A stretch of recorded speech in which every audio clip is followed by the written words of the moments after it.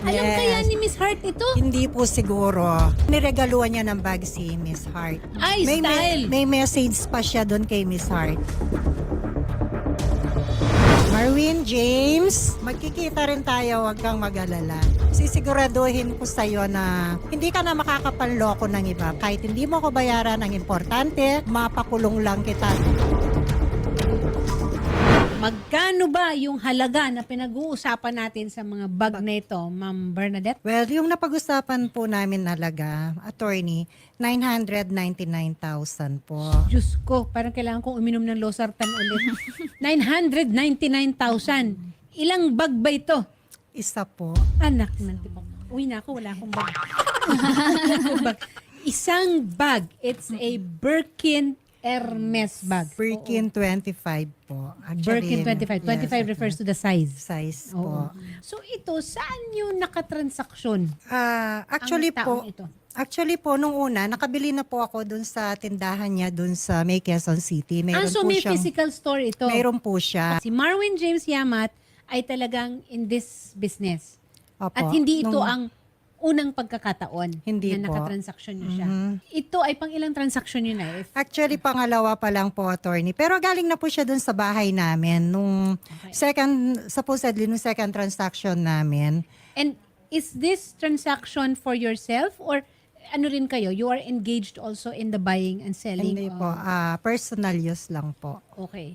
Nung nagpunta po siya dun sa bahay namin para tignan yung may mga nire-resale naman ako, yung mga hindi ko na nagagamit. Kayo din. Nagbebenta rin kayo. Ganon. First time po. First time po sa kanya. Kasi nga po, nagla-live selling siya. Okay. So, sabi ko kung pwede, ibenta na lang din niya yung mga hindi ko na nagagamit. Okay. Tapos kung may magustuhan po akong item niya, swap na lang po kami.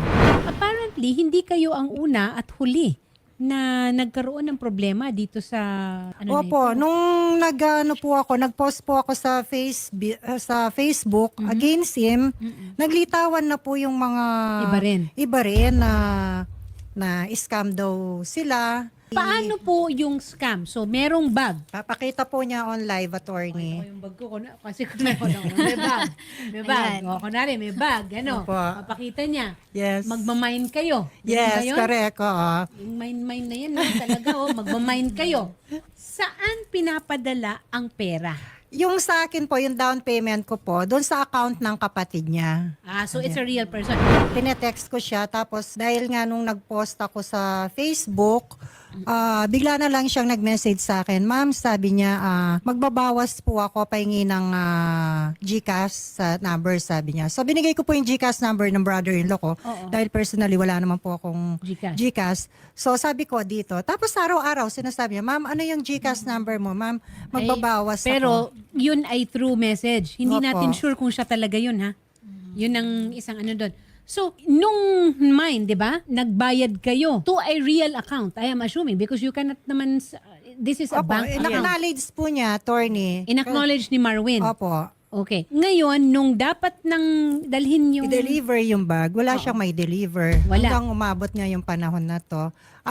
Pero after namin nag-usap po na sabi ko, okay, kung hindi mo may deliver, magre-refund na lang ako. Okay, ma'am. Pero may sige. bag na pinakita. Meron po. Okay. Ah, Bakit tayo merong mga financier? Where do the financiers come in? Marites and Randy. Dati po, bigyan ko na po kayo ng brief background.